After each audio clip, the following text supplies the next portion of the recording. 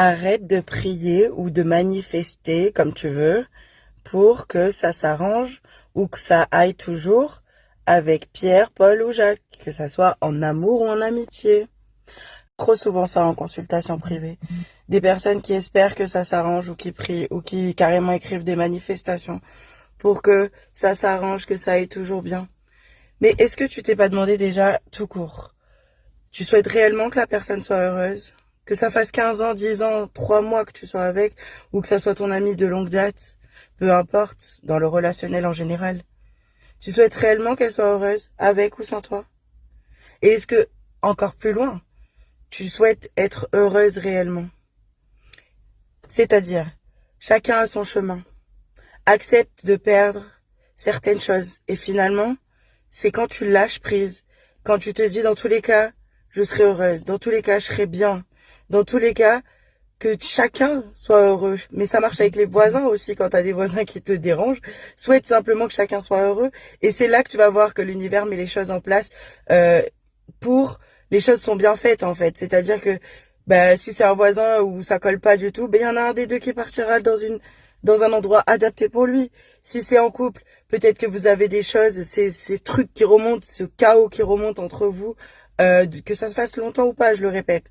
Peut-être que c'est pour pouvoir mettre en lumière justement les ombres au tableau, ce qui vous bloque, les peurs que vous avez encore. C'est par effet miroir que ça fonctionne. Alors arrête de demander à ce que ça aille bien, absolument, avec un tel ou un tel. Quand tu fais ça, tu manifestes pour quelqu'un d'autre. Donc tu lui retires son pouvoir personnel. Donc, magie noire. Intention sur l'autre. Pose des intentions pour toi-même. Souhaite d'être heureuse. Et tout s'alignera. Et ce qui doit remonter, par exemple, tu souhaites la paix tout court. Tu souhaites la paix. Tu vas sûrement observer du chaos pour voir si la paix, tu l'as en toi, tu la gardes, tu arrives à rester dans cet état de paix. C'est tout part de l'intérieur de toi. Donc oui, il peut y avoir des embrouilles, il peut y avoir des choses qui remontent, il peut y avoir du chaos, voilà, autour de toi. Mais c'est souvent quand ça prête à venir le grand changement pour voir justement si tu t'accordes si tu es aligné à ce que tu as demandé. Tout simplement. Peu importe le comment, peu importe pourquoi finalement. Tu manifestes tout le temps tes pensées, à chaque instant, tout ce que tu crois existe. Donc si tu crois que, si tu as peur par exemple tout le temps de perdre quelqu'un, tu risques fort de perdre cette personne.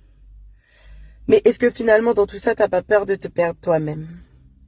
Alors dis-moi en commentaire si ça t'arrive toi aussi de vouloir absolument que ça fonctionne avec quelqu'un ou quelque chose d'ailleurs, avec une situation, et que finalement tout se met en place pour que ça s'empire et que tu puisses lâcher et revenir toujours à toi, à l'amour de toi. En tout cas, c'est ce qu'on voit souvent et c'est sur quoi on bosse. Tu bosses parce que je fais une partie du travail, je canalise pour toi, je canalise les messages de ton âme, je t'accompagne sur le chemin vers toi-même. Donc, j'ai adoré d'ailleurs les 2 derniers parcours transformation que je viens de faire parce que c'était des personnes super investies en elles. Super, c'est pour elles qu'elles l'ont fait et elles ont vraiment tout misé sur elles. Donc si tu veux en savoir plus, n'hésite pas. Tu peux m'écrire. Tu peux laisser en commentaire aussi également si ce message te parle, si tu as ton ressenti sur ça. Et si tu as des sujets qu'on veut que développe, bien sûr, ou un petit cœur, un petit like, un petit partage, c'est toujours agréable. C'est du soutien pour moi. Merci beaucoup. Bisous à toi. Prends soin de toi surtout. Et reviens toujours à toi.